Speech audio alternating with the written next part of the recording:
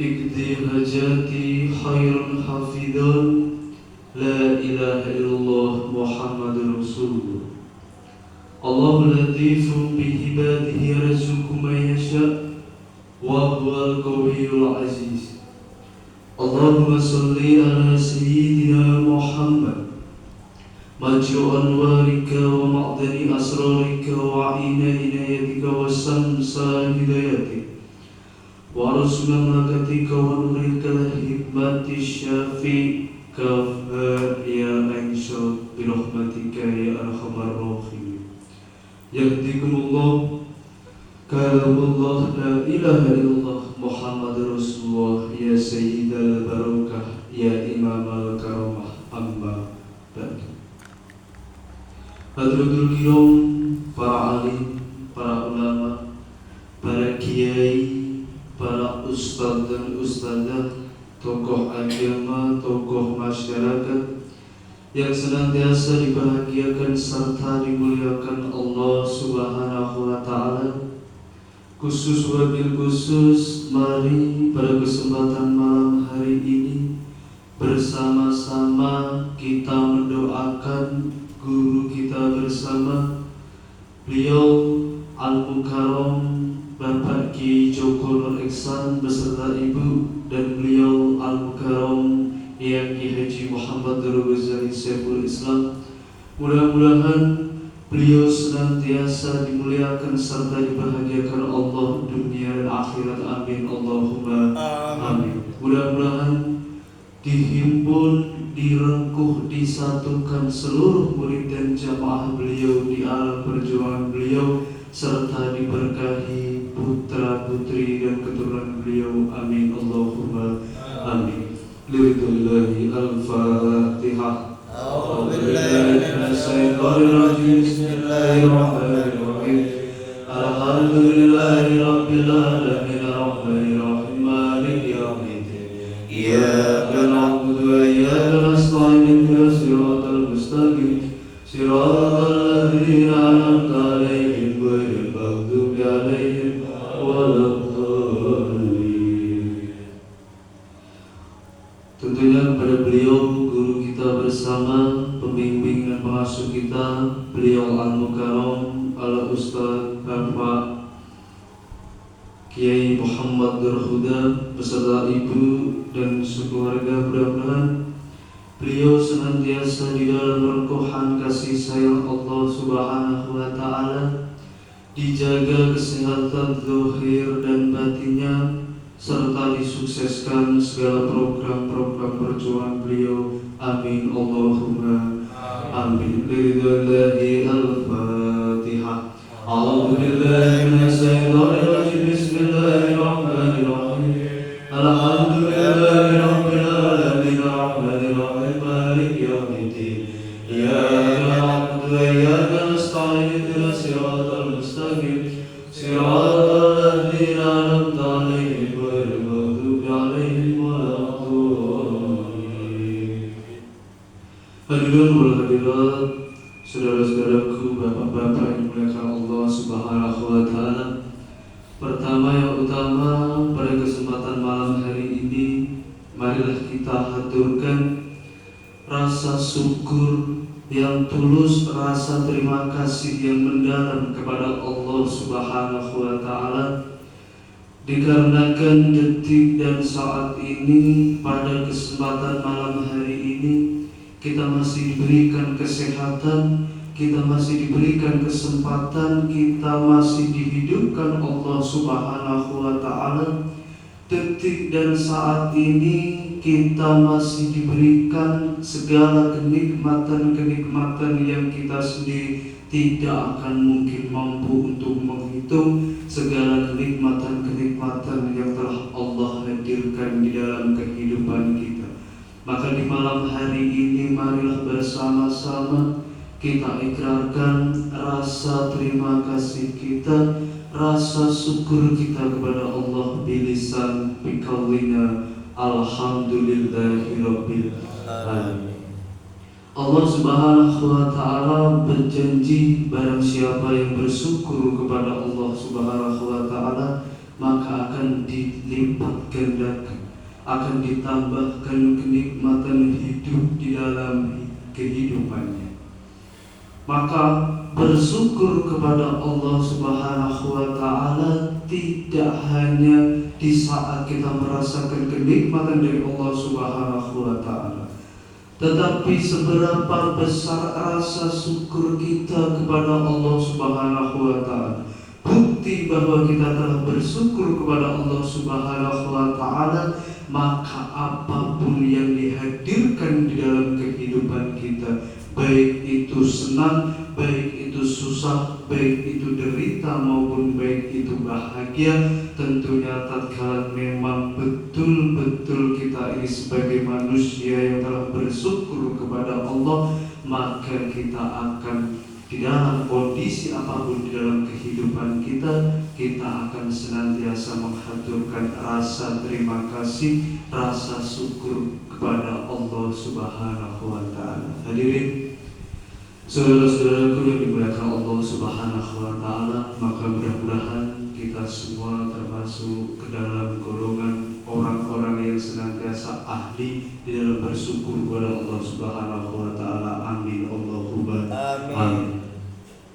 Kedua, sholawat sering salam marilah kita haturkan kepada junjungan agung baginda Nabi Muhammad sallallahu alaihi wasallam, Nabi yang menjadi contoh, Nabi yang menjadi suri toladan, Nabi yang menjadi kiblat seluruh umat muslim di seluruh dunia.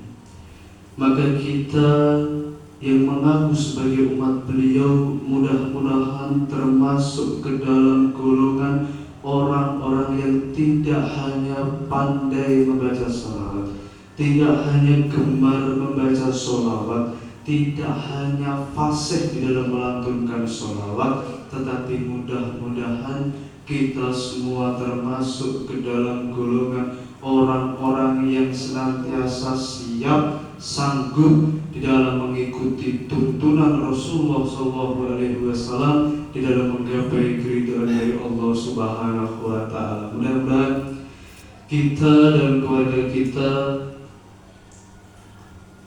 mendapatkan syafaat Rasul, syafaat Allah Subhanahu wa Ta'ala di dunia wal akhirah. Amin Allahumma amin.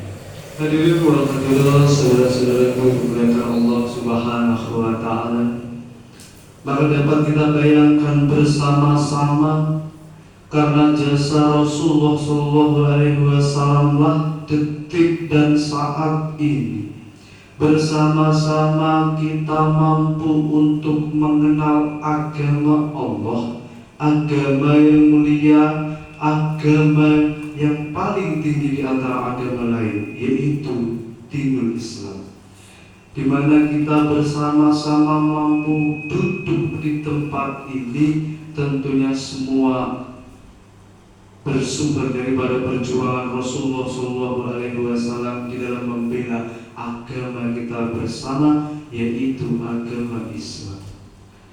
Maka di era Rasulullah SAW beserta para sahabat-sahabat, Rasulullah SAW mempertaruhkan jiwa dan raganya, mempertaruhkan harta benda serta keringat bahkan tetesan darahnya untuk membela agama kita, agama Allah, yaitu agama Islam.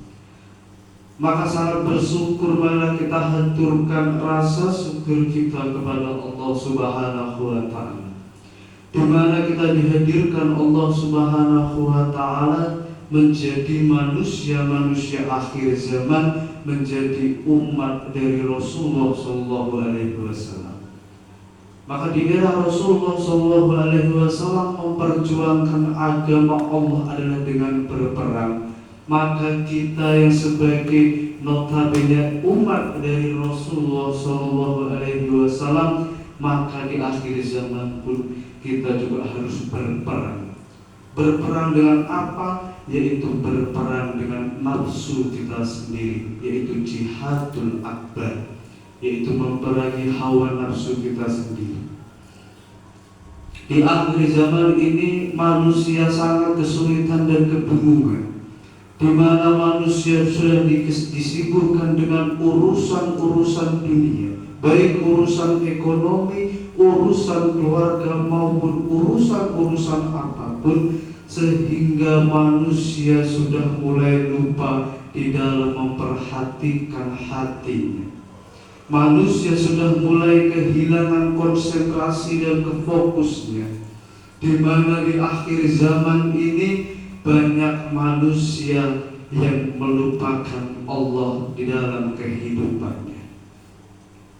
Maka sebagaimana kita dihadirkan Allah sebagai umat dari Rasulullah SAW, kita dilahirkan di akhir zaman ini, di mana di era modernisasi ini, di mana perang yang sesungguhnya di akhir zaman ini adalah memperangi hawa nafsu kita sendiri.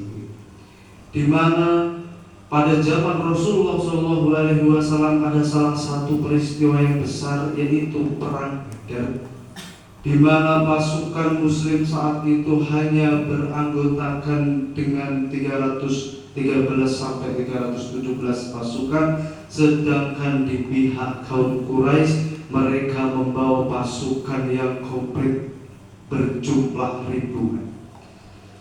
Secara di atas kertas, secara dihitung daripada jumlah dari pasukan kedua belah pihak, tentunya pasukan Quraisy lebih diuntungkan karena banyaknya anggota di dalam pasukan tersebut. Tetapi apa yang terjadi di saat gendang perang sudah dibunyikan dan peperangan pun terjadi, ternyata dalam perang tersebut pasukan Rasulullah SAW, pasukan umat Muslim memenangkan perang Badar pada waktu itu.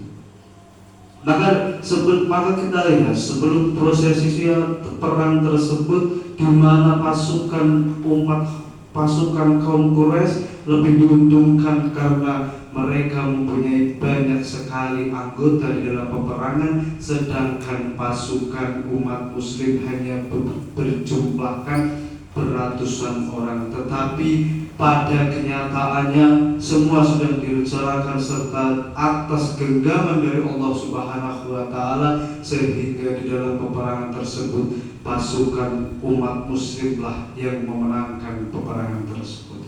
Maka itu adalah bukti daripada perjuangan Rasulullah SAW di dalam menegakkan agama Islam, di dalam menegakkan agama Allah dengan memerangi pasukan-pasukan Quraisy. Seperti halnya kita sekarang, sebagaimana kita dihadirkan Allah Subhanahu wa Ta'ala di akhir zaman ini, kita tidak pernah melihat wajah daripada Rasulullah SAW, tetapi karena keyakinan kita, tetapi karena kemuliaan daripada Rasulullah SAW, sehingga mampu membias di dalam hati kita bahwasanya kita meyakini Rasulullah SAW adalah utusan dari Allah Subhanahu wa Ta'ala. Maka perang di akhir zaman ini seperti halnya perang Badar, di mana pasukan hawa nafsu kita lebih banyak dibandingkan dengan pasukan nurani kita.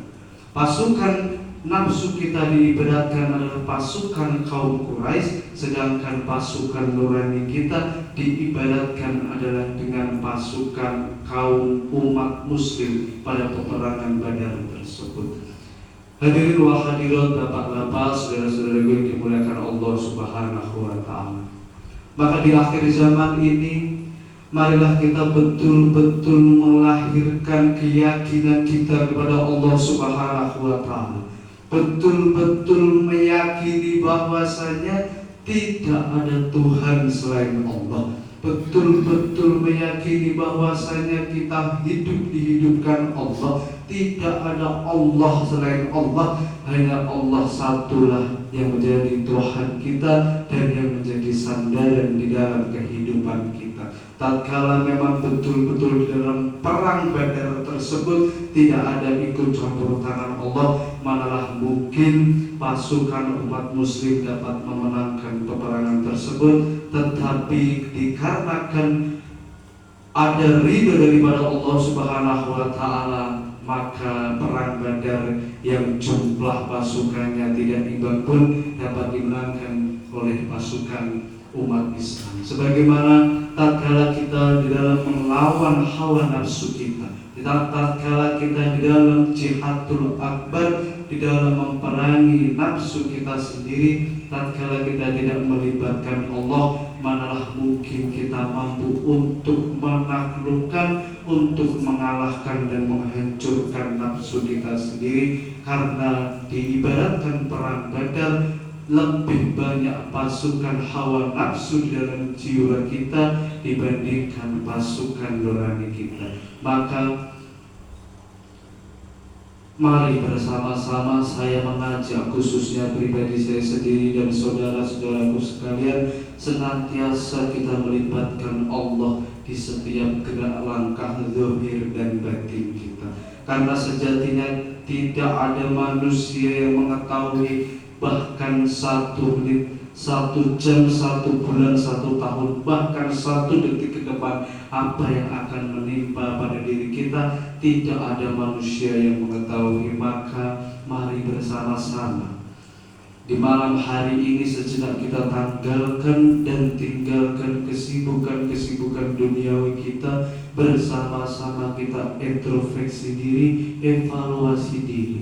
Sudahkah betul-betul detik dan saat ini, di malam hari ini, kita duduk bersama Allah Subhanahu wa Ta'ala, atau detik dan saat ini, di malam hari ini, kita hadir di tempat ini, duduk bukan dengan Allah, melainkan dengan nafsu ngantuk kita bersama-sama.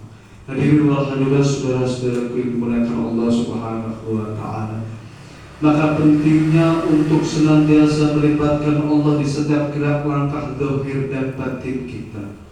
Karena di akhir zaman ini kebatilan sudah menghantam jiwa manusia begitu dahsyat, tetapi manusia belum menyadari, bahkan santai-santai di dalam menghadapi gempuran-gempuran kebatilan yang menyerang jiwa manusia.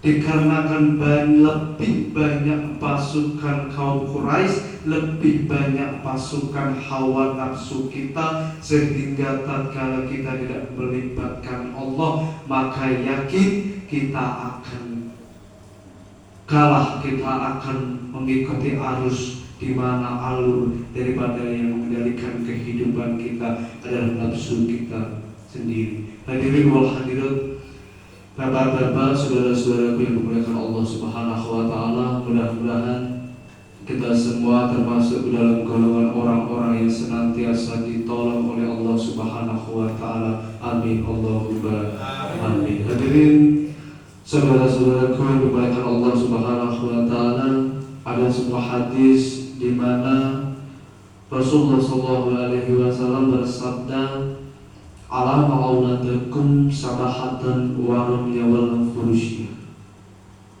Ajarilah anak-anakmu dengan berkuda, dengan berenang dan memanah.